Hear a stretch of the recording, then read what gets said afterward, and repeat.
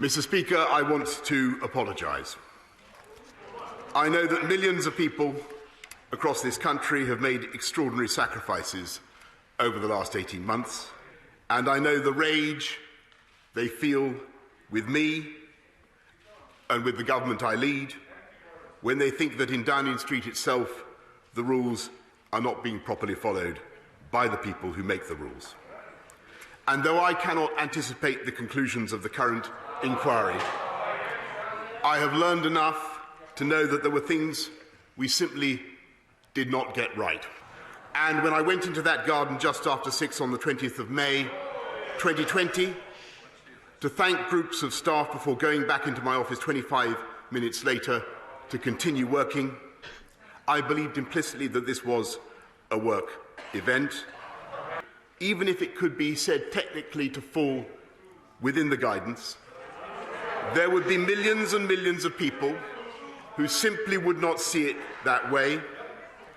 And all I ask is that Sue Gray be allowed to complete her inquiry into that day and several others so that the full facts can be established. And I will, of course, come back to this House and make a statement.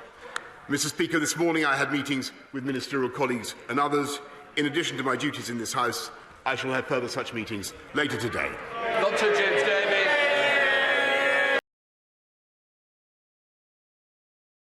We told you so. That's the mood I'm in.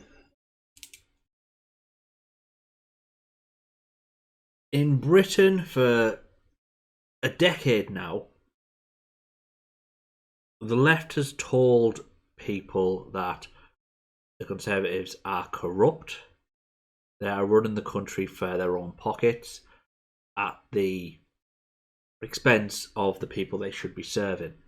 And whenever we said this, we were shouted down or we were ridiculed, almost like we were conspiracy theorists, when we're not. We could point at things they were doing and say, look at what they're doing.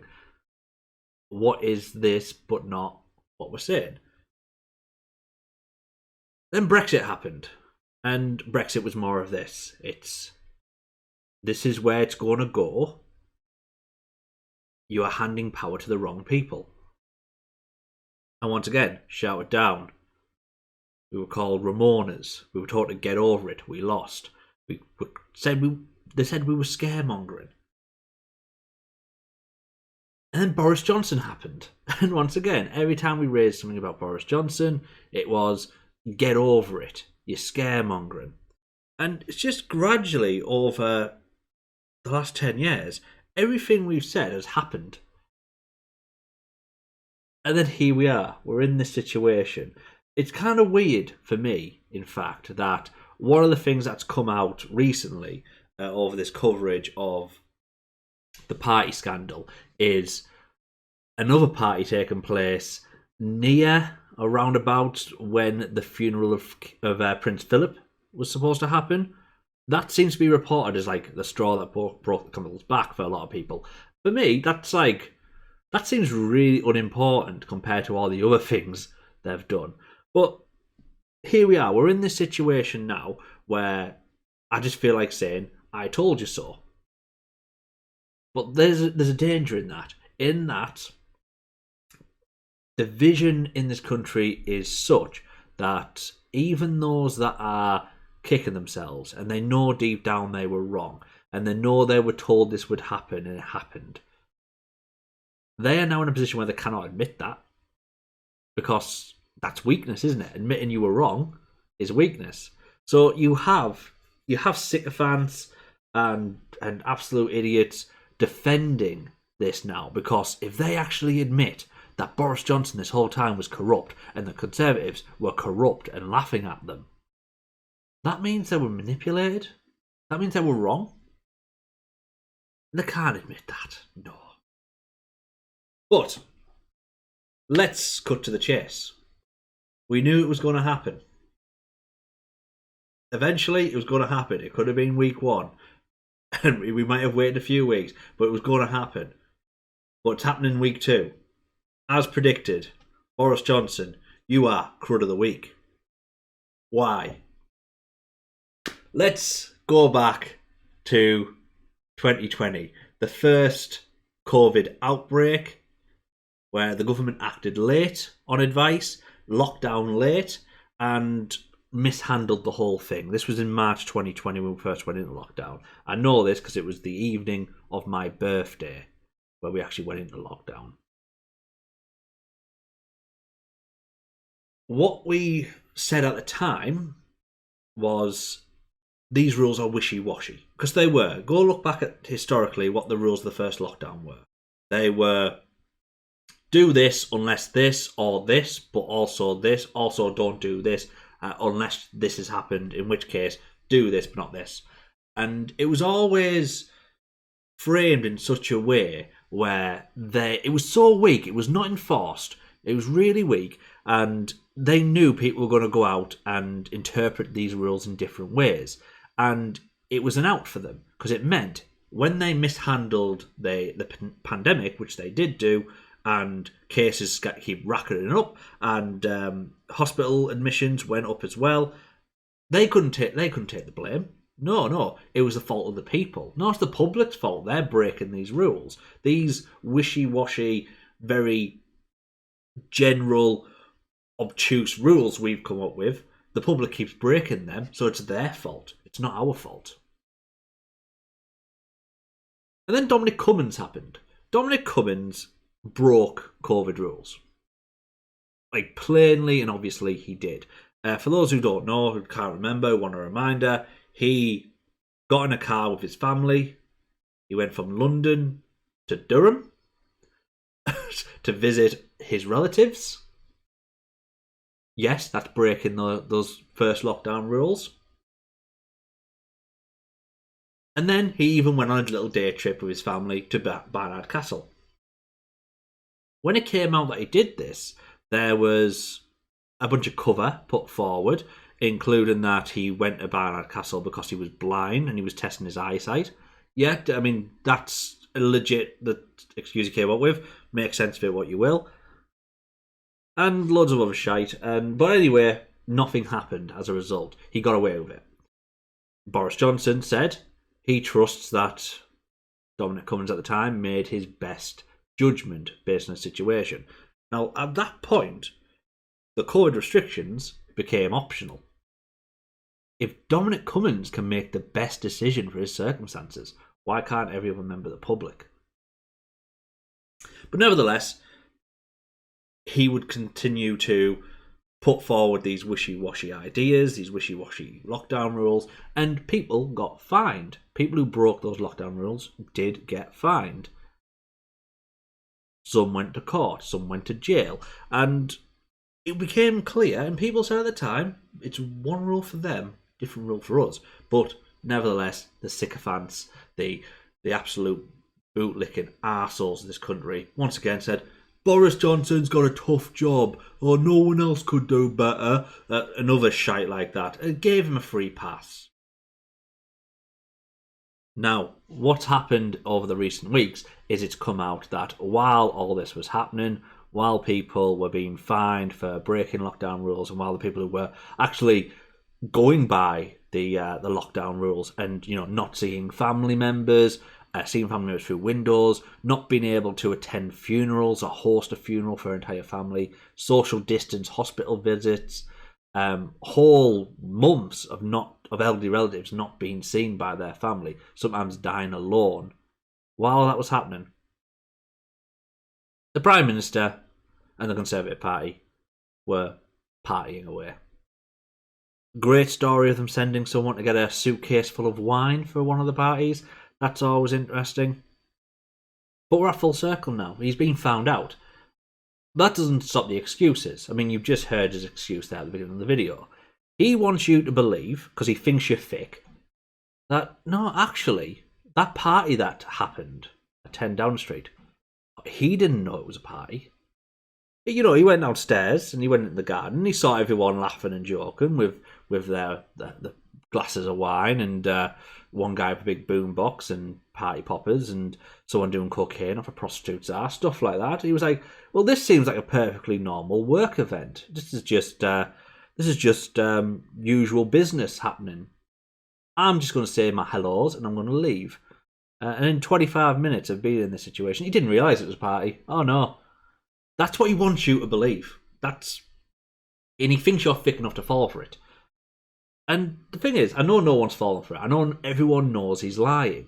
The only difference is who will admit that it's a lie. Because there's those that have had his back this whole time that still want to say he's the best Prime Minister of all time for some reason, who will just go, well, I know it's a lie, but I can't admit that publicly because that means I'm wrong. And that means everything I was told was going to happen has happened and I fell for it. And I can't admit that. Well, you're going to have to grow up at some point. The problem is, ultimately, is when all this manipulation happens, there's a choice to be made. Are you going to take it because you think admitting you were manipulated makes you weak? Or are you going to get really fucking pissed off about it? Are you not going to get really angry that you've been manipulated, you've been lied to, and are you going to do something about it? And yeah, you're going to be saying, I told you so, because I did tell you so. And loads of other people told you so, and you ignored them. You said they were bad faith, or whatever, but you were wrong. So you just need to own up to that. But get fucking angry. Use that anger. Go after the people who have lied to you, manipulated you, has profiteered off you, and do something about it. And the thing is with this as well, what makes me laugh most about this excuse, because I know there'll still be people who will say they buy the excuse and they believe Boris Johnson. Why would Boris Johnson lie? What he's asking you to believe in that sense is that, let's say he didn't know it was a party, he thought it was a work event. What he's asking you to believe in that sense is, while he's Prime Minister and he's in Downing Street and he's doing whatever he does day to day, and he is a commotion outside, he wants you to believe that not only did he not recognise that that was a party, he wants you to believe that everyone else in the Tory party, everyone who works for Downing Street, openly held a party under Boris Johnson's nose, didn't invite him, and expected he would not realise what was going on. That's what he's telling you to do. He's telling you to believe wholeheartedly that he is such a dumb cunt that his entire party undermine him and throw parties with him there and know he's not going to realise it. Which might be true, I don't know. But at the same time, I'm going to say it's not. Because I'm going to say that actually Boris Johnson is kind of part of that problem. Sorry. But here's the situation we are in now. What happens next? He is being investigated by Sue Gray, who is someone he has appointed for the investigation. It's literally an internal investigation he has commissioned by one of his mates to investigate him to see if he's done anything wrong. And also, the police are saying they're not going to investigate him any further because until Sue Gray says what's happened, they have no reason to investigate. Because, as they said, they don't investigate stuff that's happened in the past, apparently. You know, like all crimes are in the past. But okay. Regardless of what happens then with that in-house, completely biased investigation, the question is, how long is Boris Johnson going to last? The media have turned on him. Even the Telegraph, the Tory graph, as some people call it, have turned on Boris Johnson. They have highlighted these issues. Apparently, there is now a internal, informal movement amongst Boris Johnson and his immediate staff called Operation Big Dog, Operation Save Big Dog, or something like that, where they're basically going to find loads of scapegoats and get them sacked and make them take the rap for this party in an effort to, you know, save face and save Boris Johnson's reputation. He is also getting ready to announce, apparently, the lifting of all COVID restrictions. Thinking, and this will probably work, by the way, if I know this country, thinking that by lifting all COVID restrictions, the public are going to be really grateful, really happy, and he'll be popular again. It might fucking work. I don't know. It probably fucking will. That's the sad part about it. But when that happens, or if that happens,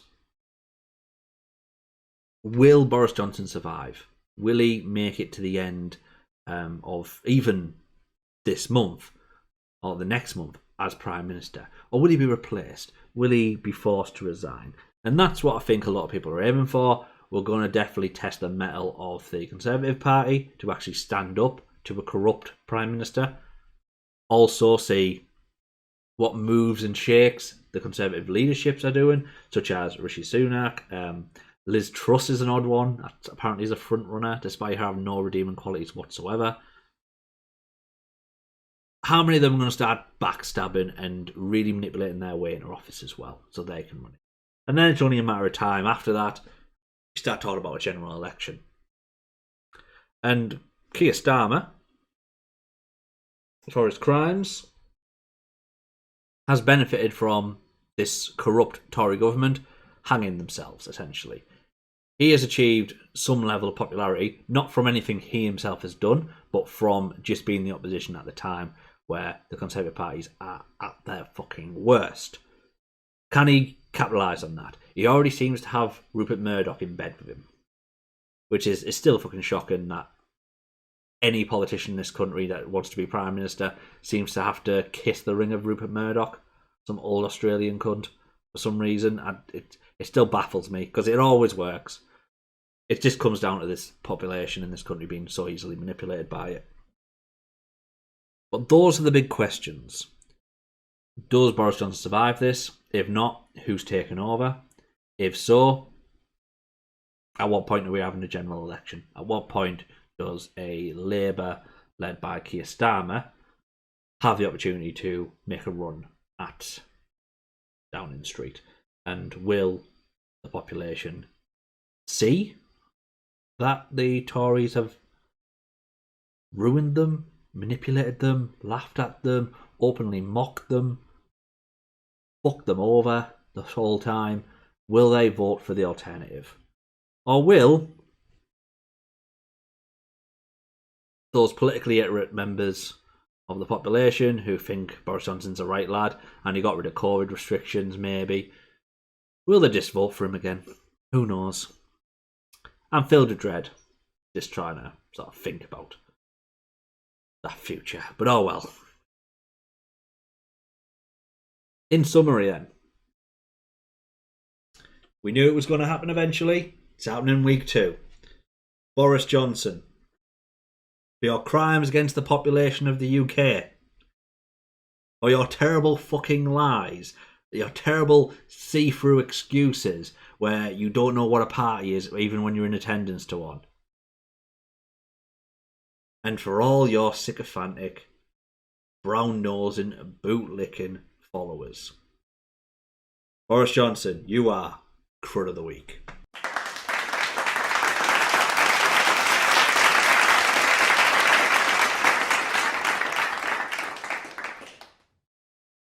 It's a shame, really, because I really thought I was going to give it to Novak Djokovic and maybe Nigel Farage for the assist as well at the beginning of this week, and then obviously all this came out. How can you not give it to Boris Johnson?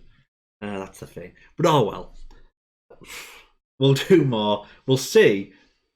We'll see how many times Boris Johnson can win this, because he must be a front runner most weeks.